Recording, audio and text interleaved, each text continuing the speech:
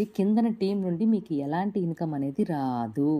మీరు అట్లీస్ట్ కిందన టీం నుండి ఇన్కమ్ తీసుకోవాలి అనుకుంటే మీరు ఒక్కళ్ళని కూడా జాయిన్ చేయలేనప్పుడు 4 సెకండ్ లెవెల్ ఎంత 4200 4200 పెట్టి కూడా మీరే సెకండ్ లెవెల్ కొనుక్కోవాలి.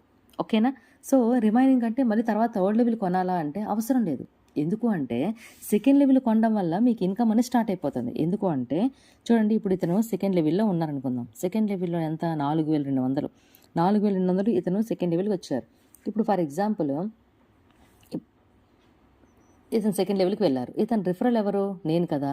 సో, ఇప్పుడు సెకండ్ లెవెల్ ఇతను వెళ్లారంటే 4200 తీయాలి కదా! అందులో 50% అంటే 2100 నాకు వెళ్తుంది. రిమైనింగ్ 2100 50% ఇన్కమ్ అనేది నాకొస్తుంది. రిఫరల్‌కి వెళ్ళిపోతుంది. రిఫరల్‌కి కింద పర్సన్ ఏ లెవెల్ అచీవ్ అయినా అందులో 50% ఇన్కమ్ వెళ్ళిపోతుంది.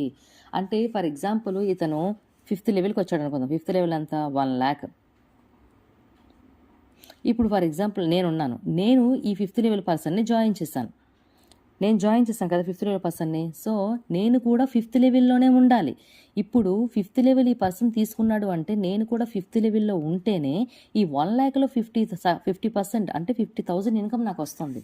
ఫర్ ఎగ్జాంపుల్ ఈ పర్సన్ ఫిఫ్త్ లెవెల్‌లో ఉన్నారు. నేను థర్డ్ లెవెల్‌లో ఉన్నాననుకుందాం. థర్డ్ లెవెల్ ఎంత? 6,200. ఇక్కడ నాకు రావాల్సిందెంత? ఇతను ఫిఫ్త్ లెవెల్‌కి వెళ్ళిన వెంటనే ఇతని రిఫరల్ నేను కాబట్టి, నా రిఫరల్ ఇతను కాబట్టి ఇతను 50,000 ఇన్కమ్ నాకు రావాలి. కానీ నేను థర్డ్ లెవెల్‌లో ఉండిపోవడం వల్ల ఇందులో అంటే మనము ఏ లెవెల్‌లో ఉంటామో అందులో 50% ఇన్కమ్ మనకొస్తుంది. అంటే 6,200లో 3,100 మాత్రమే వస్తుంది. యాక్చువల్లీ నాకు రావాల్సిన ఇన్కమ్ ఎంత? 50,000 రావాలి. కానీ నేను లెవెల్ అప్‌గ్రేడ్ అవ్వలేకపోవడం వల్ల అక్కడ 3,200 మాత్రమే తీసుకోగలిగాను. అందుకే లెవెల్ అప్‌గ్రేడేషన్ అనేది చాలా ఇంపార్టెంట్.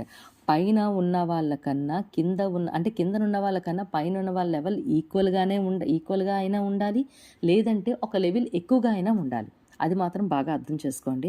సో, ఇక్కడ ఎవరు కూడా లెవెల్ అప్‌గ్రేడేషన్ కోసం ఎవరు కూడా జోబులోంచి ఎక్స్‌ట్రా డబ్బులు తీసి అయితే పెట్టరు.